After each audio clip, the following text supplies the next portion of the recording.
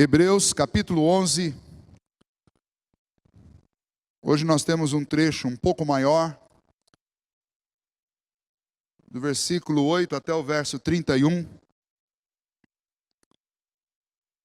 Eu disse na semana passada a vocês, quando nós começamos a falar sobre o que é fé, que este texto do capítulo 11 é um texto de 3 mensagens, e nós estamos na segunda, e eu gostaria de intitular esta mensagem como a vida pela fé é uma vida melhor.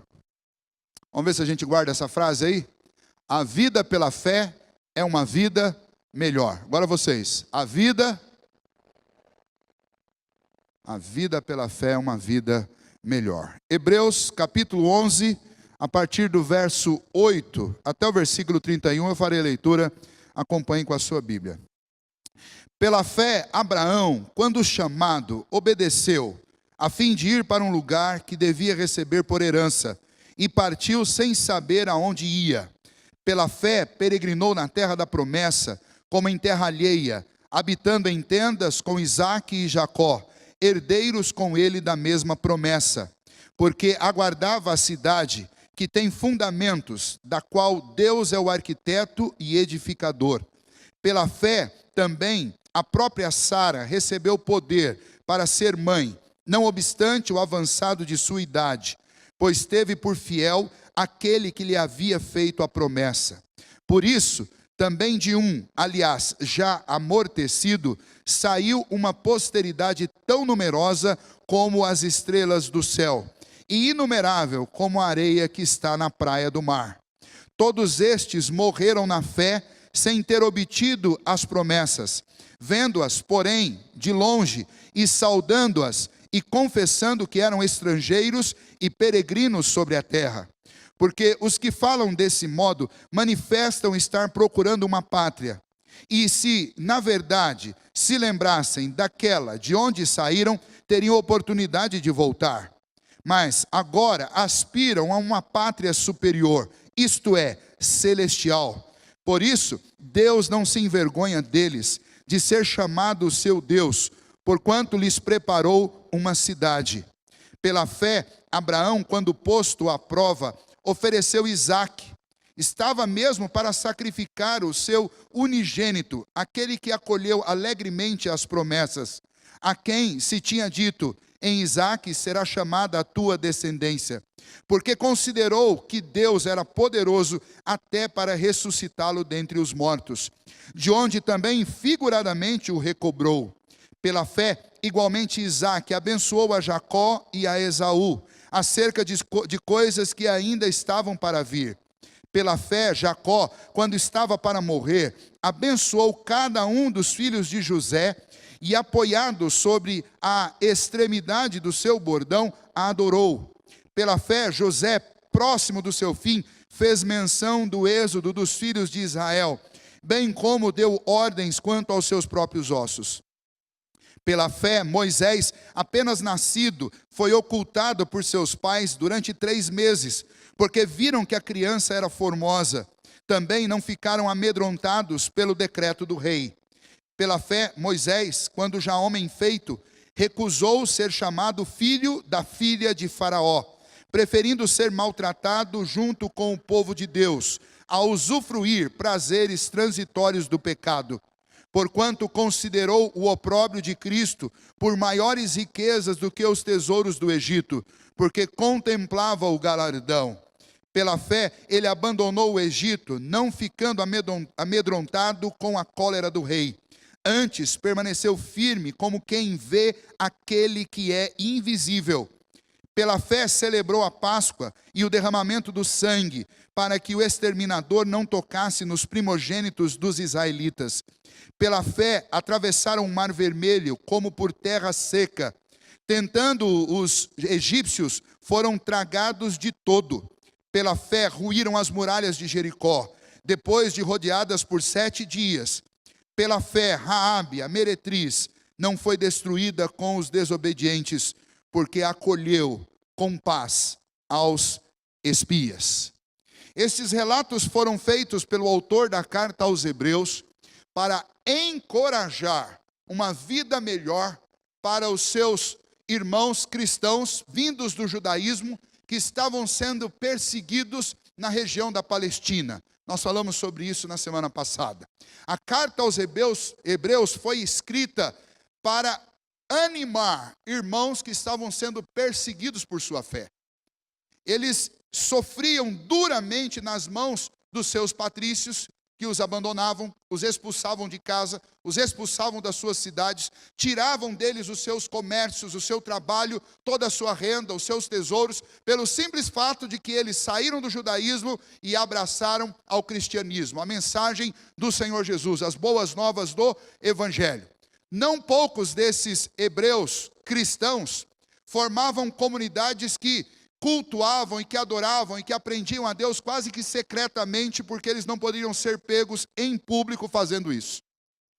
E muitas vezes, quando esses núcleos, quando essas igrejas, essas congregações eram descobertas, eles tinham que fugir. Alguns eram presos, alguns eram torturados, aí com o auxílio dos romanos, que também perseguiam os cristãos, porque o cristianismo oferecia uma ameaça no momento inicial, desconsiderada pelos romanos e pelas autoridades romanas, mas com o tempo eles passaram a perceber que realmente o cristianismo oferecia um perigo para o império, porque trazia ideias e noções que eram completamente avessas àquele imperialismo do Império Romano, manifestado ali durante todo aquele período da história que começa 100 anos antes de Cristo e se estende ainda por vários séculos depois do cristianismo, depois da vinda do nosso Senhor Jesus Cristo.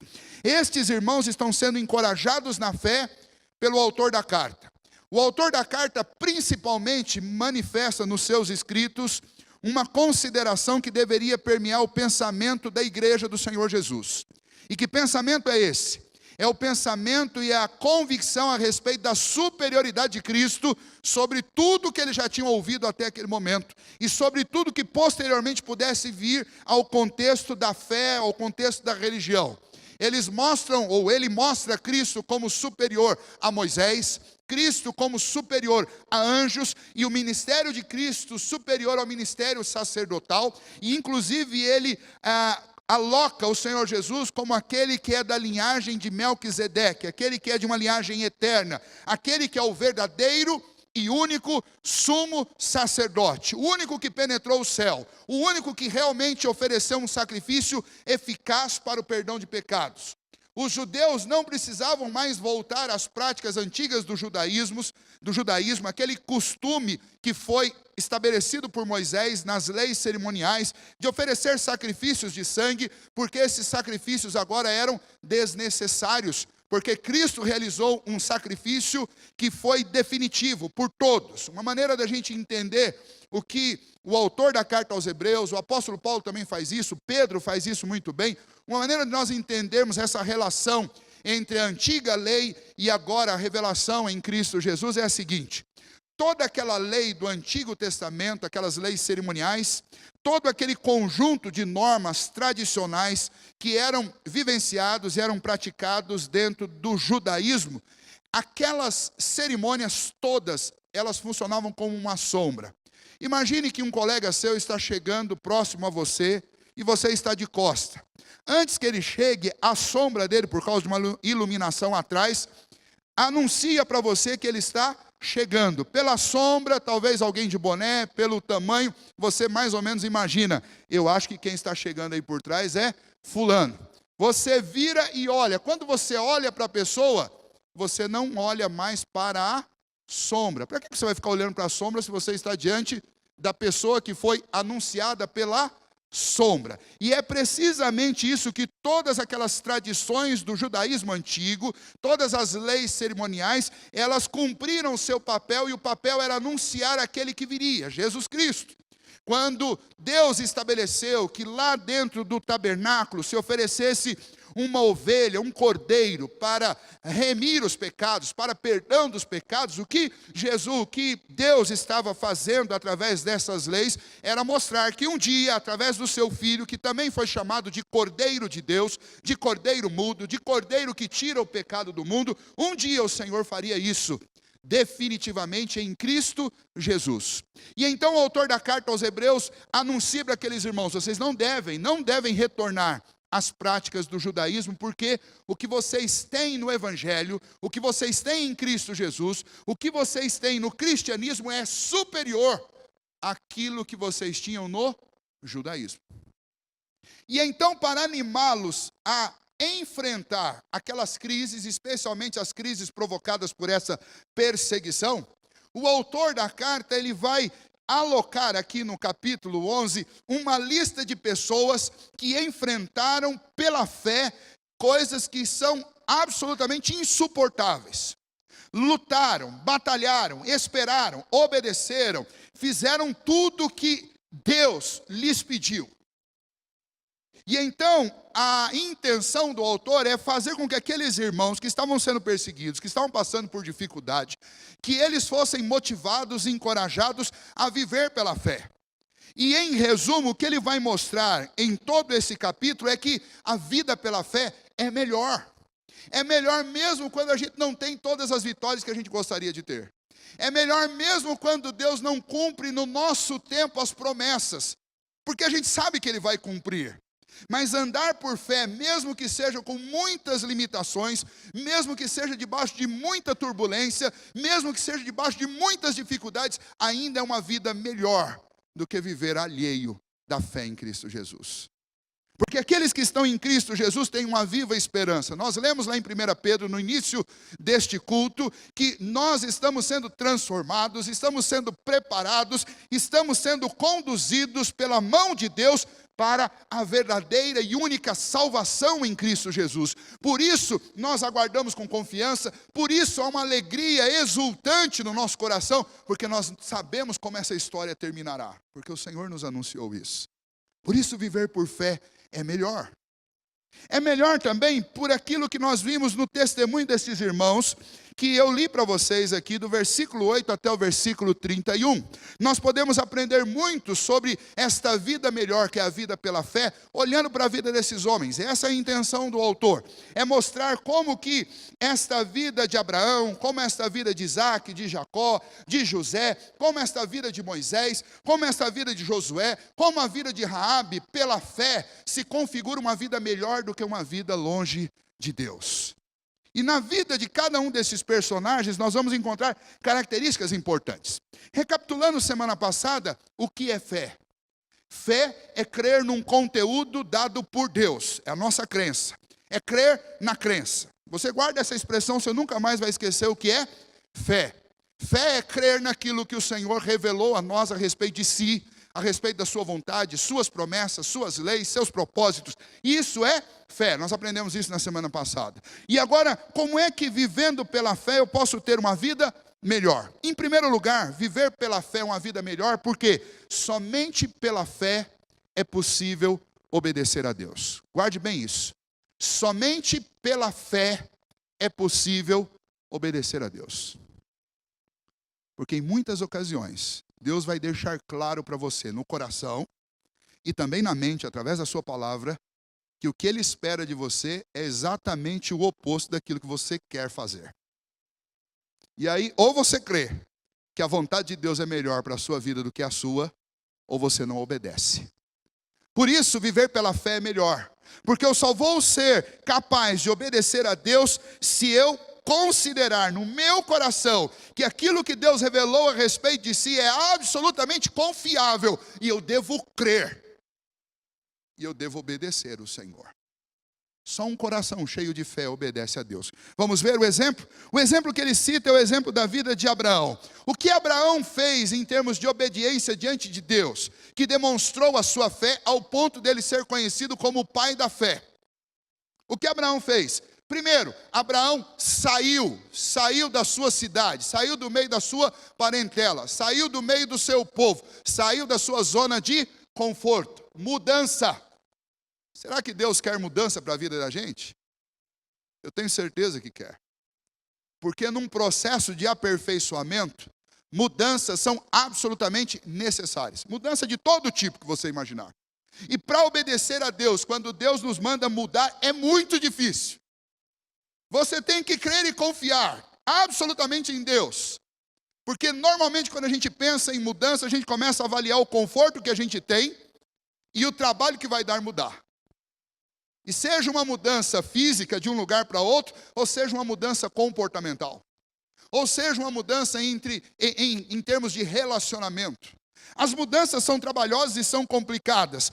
Pela fé, Abraão, o texto diz claramente, pela fé ele saiu da sua terra e foi para uma terra que Deus lhe mostraria. Detalhe, Deus não mostrou quando Deus chamou Abraão para sair qual era a terra. Portanto, Abraão tinha que sair sem nenhum tipo de estatística, perspectiva ou algum tipo de comprovação que o lugar para onde ele iria era melhor do que o lugar onde ele estava. Como é que ele foi capaz de obedecer a Deus? Ele foi capaz porque ele creu que Deus tinha para a vida dele algo melhor do que o que ele estava vivendo. Obediência é isso, é crer que Deus sabe o que está fazendo. Eu não sei, mas Deus sabe. E então só é possível viver pela fé e obedecer a Deus, só é possível obedecer a Deus vivendo pela fé. Por isso que viver por fé é melhor. Tem gente que não vive por fé? Tem. Tem gente que não vive por fé até dentro da igreja? Tem, por incrível que pareça, tem.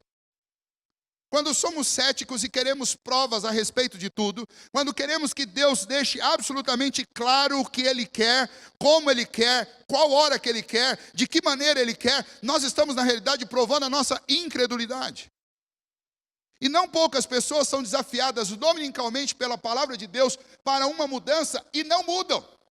Não poucas vezes a palavra de Deus nos desafia a fazer coisas que nós fazemos questão de esquecer quando saímos por aquelas portas. E nós fazemos isso por quê? Porque nós não temos a fé necessária para obedecer. Mas a vida melhor é a vida da fé. A vida onde nós obedecemos a Deus. Porque sem fé é impossível obedecer. Veja o que mais Abraão fez. Abraão andou como peregrino em terra estranha. E não andou pouco tempo, não. Ele andou toda a vida dele. O texto da carta aos Hebreus diz que ele contemplou de longe a promessa, ou seja, ele não viu e ele não recebeu o título, a escritura da terra que Deus tinha lhe prometido. Ele passeou sobre ela, mas a viu repleta de outros habitantes dominando essa terra. Ele morou nessa terra sem ser dono dela. Ele contemplou de longe a promessa do Senhor, sem ver essa promessa cumprida na vida dele. E não só ele, mas Isaac, seu filho, Jacó, seu filho, Esaú, seu filho, José. Todos eles contemplando de longe a promessa. E somente lá no final desse texto, quando ele começa a citar o retorno do povo do exílio, voltando para a terra de Canaã, que Deus definitivamente dá ao seu povo, é que essa promessa vai se cumprir.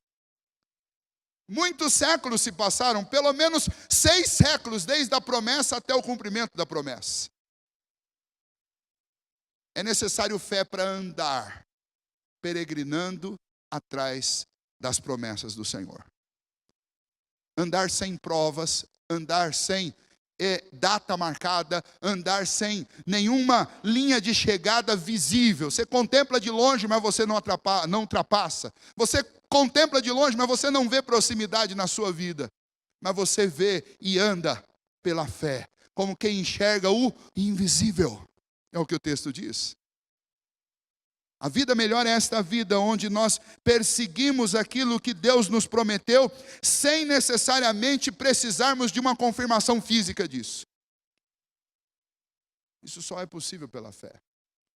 Pela fé Abraão obedeceu, saindo de sua casa, peregrinando em terra estranha, em busca da promessa do Senhor. Mas não apenas isso, ele foi capaz também de doar, oferecer àqueles que são seus descendentes. Ele doa aquilo que Deus lhes deu. Ele doa esperança, ele doa ânimo, ele doa encorajamento para as pessoas com as quais ele tem contato. Mas finalmente Deus faz uma prova com ele e Deus diz: Abraão, você me ama de verdade? Abraão, você me obedece de verdade? Quero saber se você realmente está disposto a fazer tudo quanto eu te pedir. E Abraão disse: então tá bom, Senhor, peça. E o Senhor disse: eu te dei um filho, e agora eu quero que você dê esse seu filho para mim. É preciso muita fé para obedecer um pedido desse de Deus. Mas o coração cheio de fé é capaz de crer, e confiar, e obedecer, e dar a Deus aquilo que Deus pede. E Abraão, eu não sei como, eu como pai, sinto muitas coisas quando eu leio essa história. Eu não sei como, mas ele subiu o monte, levando o seu filho. Num dado momento, ele chega para os seus servos e diz: vocês podem ficar por aqui, porque daqui para cima subo eu e meu filho. Mas ele diz algo maravilhoso, é o versículo que eu mais gosto dessa história, porque ele diz para os servos: irei eu e o meu filho, adoraremos ao Senhor, e logo pela manhã nós voltaremos. Ele não fala que ele ia voltar sozinho. Sabe por que ele diz nós voltaremos? Porque ele cria que ainda que ele oferecesse a vida do filho dele em sacrifício a Deus, Deus era poderoso para ressuscitar o seu filho e lhe devolver o filho. Então ele subiu absolutamente convicto do que ele tinha que fazer. E subiu e o filho lhe perguntou: pai, estou vendo lenha, estou vendo aqui o altar, está tudo aqui, só não estou vendo a oferta. E qual foi a resposta que Abraão deu para o filho? Filho, Deus proverá para si um cordeiro. E profeticamente Abraão está falando a respeito do que Deus realmente fez por nós. Ele proveu para nós uma oferta, para que nós não tivéssemos que subir naquela cruz. Mas vejam o que é a vida de um homem que tem o coração e a mente movidos pela fé em Deus. Ele é capaz de obedecer mesmo quando Deus pede coisas que são absolutamente impossíveis de serem feitas. Como um pai oferecer a vida do seu filho. Eu não sei quanto a você, mas quando eu leio a história e a vida de Abraão, eu fico falando: Senhor, eu queria ter uma obediência assim, eu queria ter uma vida assim. E a resposta de Deus é muito clara nesse texto. Você quer ter uma vida assim? Você quer ser obediente dessa maneira ao Senhor? Você precisa de fé. Sem fé é impossível agradar a Deus. Sem fé também é impossível agradar a Deus com obediência. Então nós precisamos de fé. Então nós devemos orar como os apóstolos oraram ao Senhor Jesus, dizendo: Senhor, aumenta-nos a fé. Faça-nos crer mais. A vida cristã, irmãos, a vida de um crente é uma vida de convicção. Não dá para andar por fé, não dá para viver a vida de um cristão se você não tiver convicção. O povo crente, o povo da igreja, o povo que participa de uma congregação, de uma comunidade que adora ao Senhor Jesus, é um povo do qual é exigido absoluta convicção em Deus, nas suas promessas, na sua palavra. Eu tenho que estar cônscio daquilo que é o conteúdo da minha fé. Porque se você não tiver fé, se você não tiver convicção da sua crença, você não será capaz de obedecer. Mas se você sabe, estudo elementar, classe de escola dominical, os atributos de Deus. Se você aprender os atributos de Deus lá, você vai lembrar: Deus é absolutamente suficiente. Deus é absolutamente independente. Deus é absolutamente soberano. Deus é absolutamente justo. Deus é absolutamente amoroso, gracioso, bondoso. Quando você acredita, quando você conhece e crê nesses atributos de Deus, você não tem medo de fazer o que Deus te manda fazer. Porque você sabe que Ele está no controle de tudo. Porque você sabe que Ele é justo e que Ele é amoroso. Ele governa, Ele faz tudo de forma justa e Ele me ama de forma absoluta. Ao ponto que João diz: Ele é amor. Deus é amor. Então não preciso ter medo de dizer ou de fazer aquilo que Ele me manda fazer. Percebe como conhecer o conteúdo da nossa fé e crer de todo o coração nisso nos capacita a obedecer? Quando eu creio, quando eu sei quem Deus é e creio no que Deus é e no que Deus faz, então eu consigo obedecer, porque o meu coração se tranquiliza. Ele é assim, eu não preciso ter medo. Mesmo que Ele me peça algo que pareça impossível, mas eu vou fazer. Abraão foi capaz de esperar, e esperou a vida inteira, e contemplou de longe a promessa, mas ele jamais deixou de crer, e jamais deixou de ensinar, inclusive ao seu filho Isaque, o que ele deveria crer a respeito das promessas de Deus. Porque Deus não fez no meu tempo. Imagine Abraão dizendo para o seu filho: filho, Deus não fez comigo, mas Deus vai fazer com você. Porque quem fez essa promessa de uma terra para nós foi o Senhor. O Senhor não mente. E Ele preparou o seu filho para que o seu filho depois preparasse também os seus filhos para aguardar a promessa do Senhor e peregrinar e obedecer enquanto fosse necessário, durante toda a sua vida.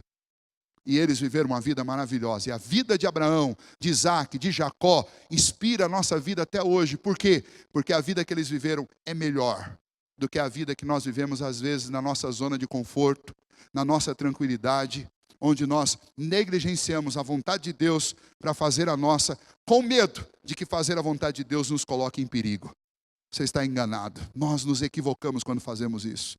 Abraão, Isaac e Jacó são lembrados porque eles confiaram de todo o coração na vontade de Deus. Eles erraram também, homens pecadores como nós, mas o geral da vida deles foi uma jornada, uma caminhada, uma peregrinação de obediência e confiança ao Senhor pela fé. Pela fé nós podemos viver uma vida melhor. Segundo, pela fé é possível abençoar pessoas. Você vai observar na sequência aí do texto que depois de falar a respeito de Abraão, você vai ler a respeito de Isaac, a respeito de Jacó e a respeito de José, que estes homens foram capazes de abençoar a próxima geração. Versículo 20 diz: pela fé igualmente Isaac abençoou a Jacó e Esaú acerca de coisas que ainda estavam para vir. O que é abençoar? Eles chegaram e falaram para Jacó, Abraão falando para Isaac, depois Isaac falando para Jacó e até para Esaú: Deus nos preparou coisas maravilhosas. E eu quero te abençoar com essa promessa e te dizer: não foi no meu tempo, mas vai ser no seu. Eu quero te abençoar diante de Deus, e vocês já estudaram comigo o que é abençoar. Abençoar é falar bem de alguém. Abençoar é fazer o nome de uma pessoa limpo. E Deus, quando a Bíblia diz que Deus nos abençoou, significa que Deus limpou o nosso nome, a nossa reputação, a nossa justiça, a nossa folha corrida lá no céu. E quando o texto diz que Abraão abençoou Isaac, Isaac abençoou Jacó e Esaú, significa que estes pais, eles anunciaram Deus para os seus filhos, de tal maneira que eles transferiram a fé deles para os filhos deles.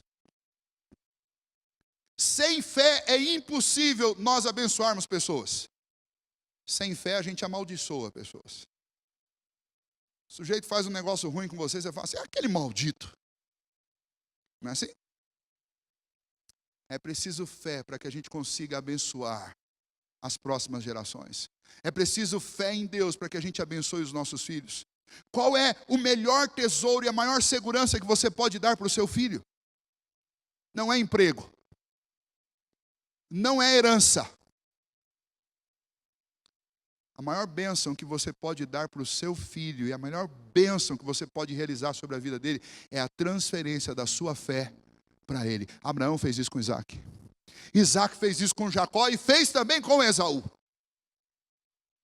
Jacó fez com seus filhos e fez inclusive com seus netos que cresceram no Egito. É interessante quando você lê que há uma transposição direta. Parece que Jacó não abençoou os filhos e vai abençoar os netos, os filhos de José. Mas quem foi que nasceu no Egito e viveu longe e não sabia da promessa? Foram os filhos de José. E os filhos de José, o avô Jacó não queria que os filhos de José ficassem no Egito. Então o que o avô daqueles meninos, o avô Jacó faz? Pega aqueles dois meninos e imagine Jacó, bem velhinho, sentado com os filhos de José, contando como foi que Deus lhes abençoou. Como foi que Deus tirou o seu bisavô Abraão lá da terra de Ur dos Caldeus e trouxe para uma terra nova. Como ele peregrinou, como ele demorou para ter um filho. Como foi que Isaac nasceu, e como foi que Isaac criou a Jacó e Esaú, e como foi que a bênção foi recebida por Jacó de uma maneira terrível, e como Deus depois confirmou isso. E imagine Jacó contando isso para os filhos de José, fazendo com que eles sentissem desejo de sair também do Egito e ir para a terra que Deus iria mostrar. Que coisa extraordinária.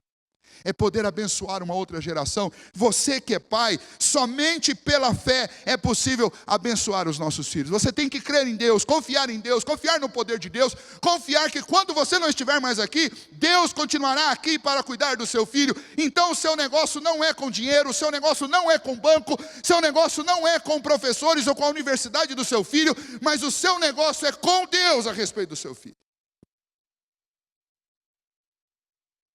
Nós somos uma geração de pais ocupados demais na tentativa de garantir o futuro dos nossos filhos com dinheiro.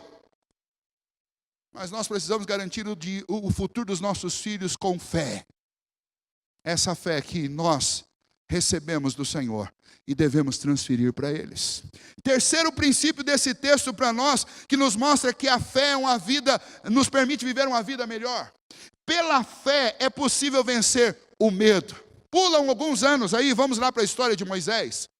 Nos dias em que Moisés nasceu, um hebreu, filho de hebreus, filho de Arão e de Joquebede, quando ele nasceu, era conhecido dos judeus que Deus enviaria um libertador que tiraria o povo hebreu da terra do Egito, onde agora eles eram escravos. E então Faraó mandou dar uma ordem para que não deixasse mais que as mulheres hebreias tivessem filhos homens. Os filhos homens das mulheres hebreias deveriam ser assassinados. Duas parteiras corajosas, quando fizeram o parto de Joquebede, elas não tiraram a vida de Moisés. E Arão e Joquebede esconderam. Sabe o que é esconder um bebê durante 3 meses? Correndo o risco de serem pegos e não apenas morto o bebê, mas os pais também. Como é que eles conseguiram isso? Eles conseguiram que pela seguinte maneira, pela fé que eles tinham em Deus, lhes foi possível vencer o medo. Quantas vezes a gente sente medo na vida?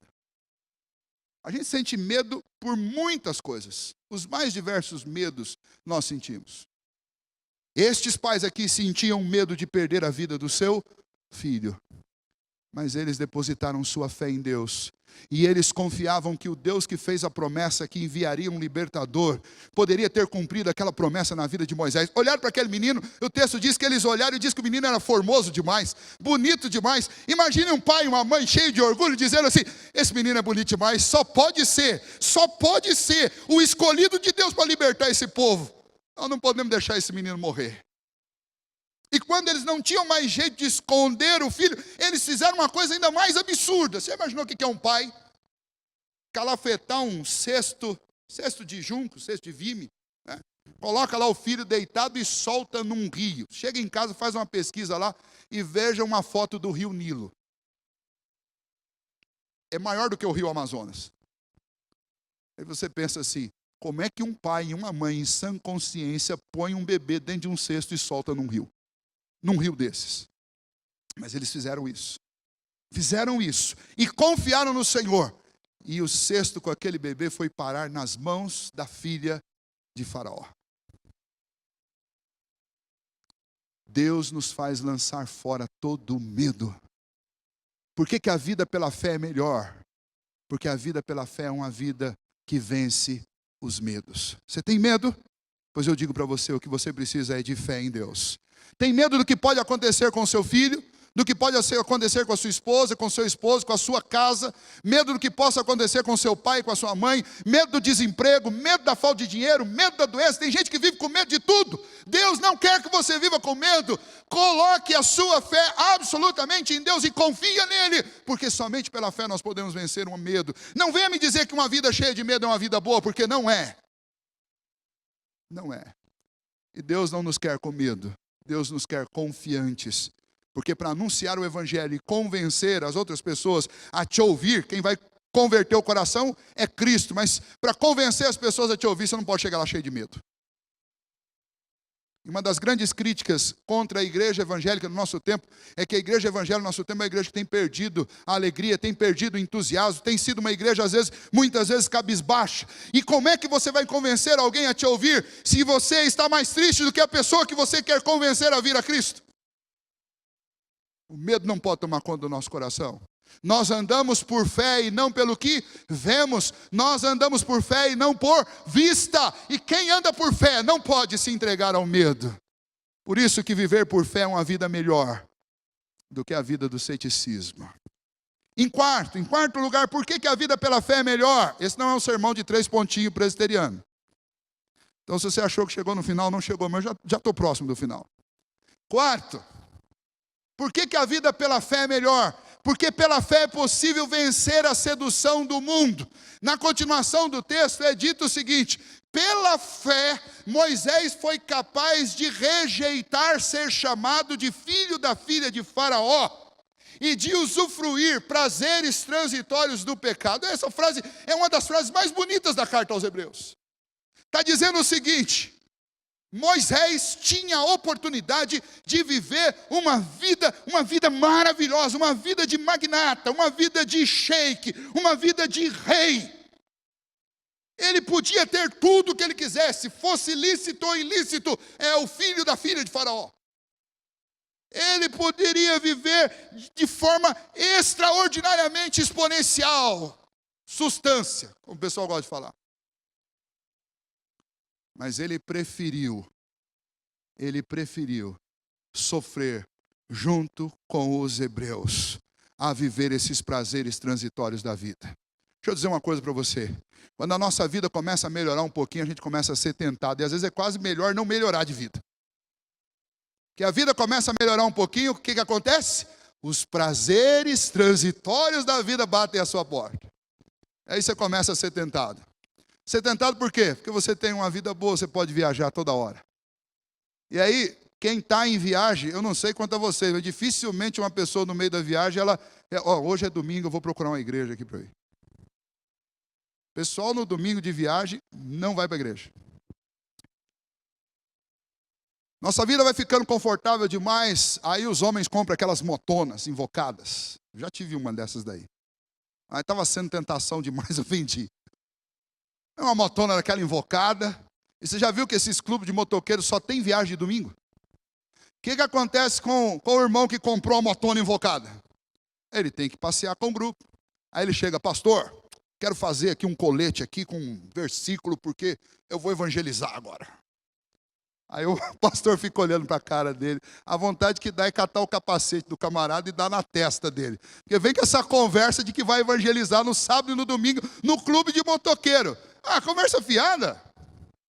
Prazeres transitórios do pecado. Ah, pastor, mas é pecado ter uma moto? Claro que não é pecado ter uma moto. O pecado é dar mais prioridade para a moto do que para Deus. O pecado é priorizar o seu lazer às custas do aprendizado e da busca pelo Senhor aqui junto com o povo de Deus. O pecado é colocar os seus gostos acima do gosto de Deus. O pecado é fazer desta terra onde você e eu somos peregrinos, fazer dessa terra o seu lar e criar raízes. Isso é pecado. É pecado se apegar a esse mundo quando nós deveríamos estar buscando uma pátria superior, como Abraão, Isaac, Jacó, Moisés, José. Eles buscavam, eles não viram, mas eles contemplaram. Eles não queriam uma cidade aqui, eles queriam uma cidade celeste. E todas as vezes quando nós amamos, gostamos e queremos uma cidade daqui, nós estamos abraçando os prazeres transitórios do pecado. Porque o nosso coração, a nossa alma, a nossa vida foi comprada com o sangue de Cristo Jesus para nos fazer membros, cidadãos de uma cidade que é celeste, não terrena. Por isso que nós precisamos da fé, porque sem fé nós não conseguimos abandonar, negar os prazeres transitórios do pecado. Moisés conseguiu vencer a sedução desse mundo, porque ele contemplava uma cidade, não era a cidade dos egípcios. Moisés conseguiu vencer porque os seus olhos estavam em Deus. Ele recusa, ele sofre e ele recebe a recompensa. Ele não pisa lá em Canaã. Mas Deus fala assim, Moisés, seu tempo, seu serviço chegou ao fim. Vou promover você. Mas eu quero te fazer ver uma coisa. Sobe aqui. E ele leva Moisés a um monte bem alto. E ele mostra para Moisés. Abraão não viu. Isaac não viu, Jacó não viu, mas você vê. É aquela terra ali, que os seus filhos, as suas filhas vão habitar. Imagine se você pudesse fechar os olhos e dar aquela contemplada no alto do monte, ver aquela terra da Palestina, ver de longe o mar da Galileia, ver de longe o mar morto, ver o rio Jordão, olhar aquelas planícies, olhar toda aquela terra e imaginar, essa é a terra que Deus preparou para mim. Eu não vou chegar lá, mas Josué vai. Caleb vai, os meus filhos vão, a minha família vai, glória a Deus, porque Ele completou a nossa jornada, Ele cumpriu a promessa. Ele podia ter terminado os seus dias contemplando o ouro do Egito, mas Deus lhe deu o privilégio de ver as planícies do Jordão, as campinas próximas à Galileia. De longe Ele contemplou, Ele viu. Aquilo que muitos não viram com seus olhos humanos, Ele viu. Porque Ele venceu pela fé a sedução do mundo e do pecado.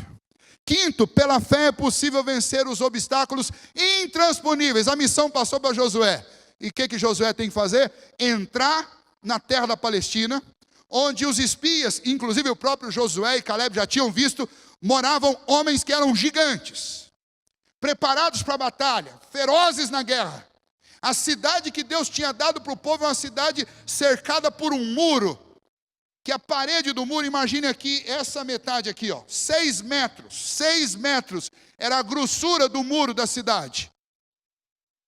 20 metros de altura, 2 vezes ou um pouquinho mais a altura desse templo. Era a altura daqueles muros, por 6 metros. Já imaginou o que é isso? Como é que a gente invade uma cidade dessa?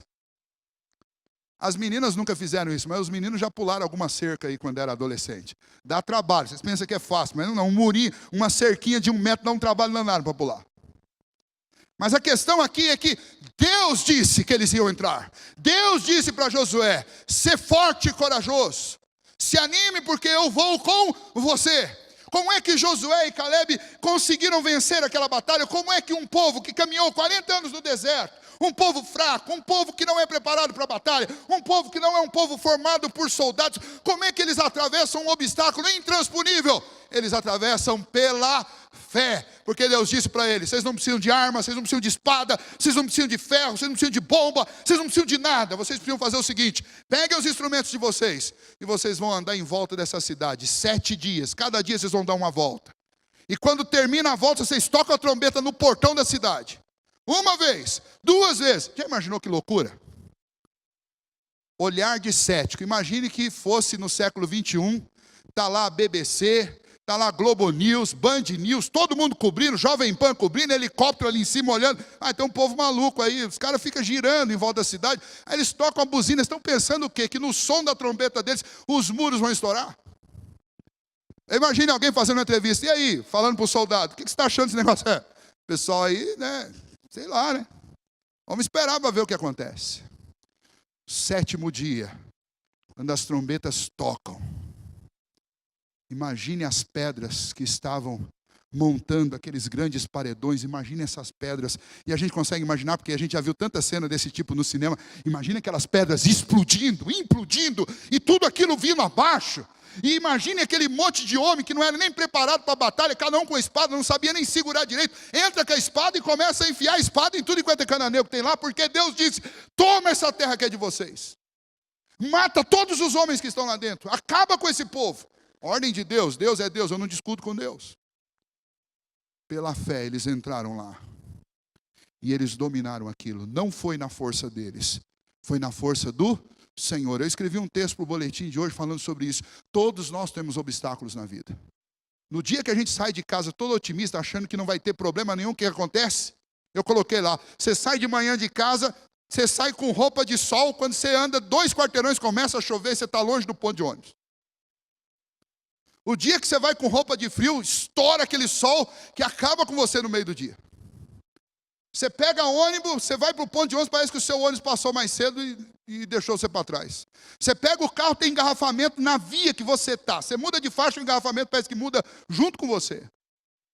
Sabe aquela segunda-feira em que parece que tem um alvo nas suas costas? Tudo que você faz de errado, você vai: viu, eu não consigo. É pior do que uma corrida de obstáculo. Eu dou um passo para frente e 3 para trás. A nossa vida também tem obstáculo. Todos os dias nós enfrentamos obstáculos. Mas eu quero dizer para você: sabe como você vence obstáculos? Você vence obstáculos pela fé. É Deus, não é você. Quando Deus enche a nossa vida de obstáculos, é que Deus quer que você olhe para Ele. Tira os olhos de você, está olhando muito para você. Quanto mais obstáculo, mais Deus quer que você olhe para Ele. É para você tirar os olhos da sua força, da sua segurança, da sua estabilidade e colocar os olhos em Deus. Obstáculo na vida é Deus com saudade de você. Obstáculo na vida é Deus com saudade da sua oração, do som da sua voz. Por último, como é que a gente vence? Como é que a gente vive uma vida melhor pela fé? Pela fé é possível receber uma nova chance. A parte mais bonita de todo esse texto está aí, no último versículo. Lá nas muralhas de Jericó tinha uma prostituta que vivia. Imagine que uma muralha com 6 metros de largura e 20 metros de altura, quanto abrigo dá para construir nessa muralha? E tinha uma mulher que morava num abrigo desse. Ela tinha família, tinha filhos, embora ela fosse uma meretriz. Mas ela ouviu falar sobre Deus. Essa história está lá em Josué, no capítulo 6, você pode ler sobre isso daí. Ela ouviu falar sobre Deus. Ela ouviu a respeito de Deus, que Deus tinha tirado o povo do Egito, que Deus tinha aberto o Mar Vermelho, que Deus alimentava com pão caído do céu todos os dias aquele povo durante 40 anos, e eles não morreram no deserto, mas Deus os preservou. Ela ouviu falar que eles passaram o Rio Jordão a pé enxuto. Saíram do Egito a pé enxuto, atravessando o Mar Vermelho, e entraram na Palestina a pé enxuto, atravessando o Rio Jordão. Ou seja, o mesmo Deus que 40 anos atrás abriu o mar para eles passarem, agora 40 anos depois abriu o Jordão para eles passarem. Deus continua sendo Deus, e Deus ainda está com eles. E então, por causa disso, quando os espias vieram ver a terra, ela os recebeu em sua casa e os escondeu. E aí, quando eles conversaram, ela declarou a fé que ela tinha. Era uma fé trôpega, era uma fé rasa. Por quê? Porque ela sabia muito pouco sobre Deus, mas o que ela sabia sobre Deus era suficiente para fazer com que ela crescesse nele, para fazer com que ela confiasse em Deus, e para fazer com que ela traísse o seu próprio povo por causa do Deus que ela conheceu através dessas histórias. Por causa disso, os espias falaram: quando nós rodearmos estes muros, você vai colocar um cordão, um pedaço de tecido escarlate na sua janela, e neste lugar você não sofrerá dano, a espada não passará sobre você e os seus filhos. E o que aconteceu foi que, vindo aquele juízo de Deus sobre aquela cidade, aqueles muros sendo derribados, os hebreus entrando e tirando a vida dos cananeus que estavam ali, eles preservaram a vida de Raabe. Não só preservaram a vida de Raabe, mas Raabe passou a viver entre os hebreus, entre os israelitas. Não só passou a viver entre eles, mas ela deixou de ser meretriz e ela se casou com um homem chamado Salmão. Não é Salmão, é Salmão. Ela se casou com um homem chamado Salmão. E sabe aonde você vai encontrar a lista deste nome? Onde você vai encontrar um relato sobre este nome de Salmão, Raabe e o filho que eles tiveram? Eles tiveram um filho que você já conheceu também. Você já ouviu falar sobre o filho deles? O nome do filho deles é Boaz. Já ouviu falar desse nome? Já leu o livro de Ruth? Então você sabe quem é Boaz.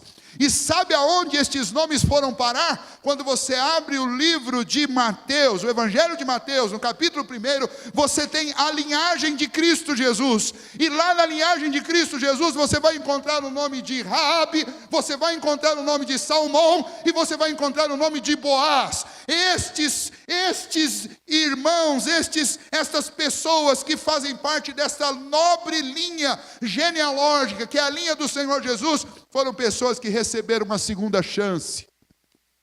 Gente que no nosso tempo seria considerada a escória da humanidade. Mas pela fé em Deus eles obtiveram uma segunda chance. Por que a vida pela fé é melhor? Porque quando vivemos pela fé, Deus nos dá uma segunda chance. Talvez hoje você entrou aqui decepcionado, chateado, triste, frustrado. Talvez você está com o seu coração completamente confuso e perdido. E quando você ouviu a primeira afirmação minha nessa noite, eu disse que pela fé é possível ter uma vida melhor. Deus quer que você tenha uma vida melhor. Deus quer que nós tenhamos uma vida melhor. Uma vida onde a gente consiga obedecer. Uma vida onde a gente consiga esperar no Senhor. Uma vida onde não haja medo no nosso coração. Uma vida onde a gente consiga vencer a sedução do mundo. Uma vida onde a gente consiga realmente ultrapassar obstáculos intransponíveis. Uma vida com uma nova chance para cada um de nós. Todos nós não merecemos, mas graciosamente Deus nos dá, porque nós precisamos de uma chance nova. E na galeria dos heróis da fé aparece o nome de Raabe, uma estrangeira, não hebreia, uma meretriz que foi salva porque ela creu. Pela fé, ela confiou no Senhor e por causa disso ela foi salva. E não apenas salva, mas a sua vida, a sua história foi redimida e ela foi incluída na linhagem do Filho de Deus. Essa é a história maravilhosa do povo que vive por fé.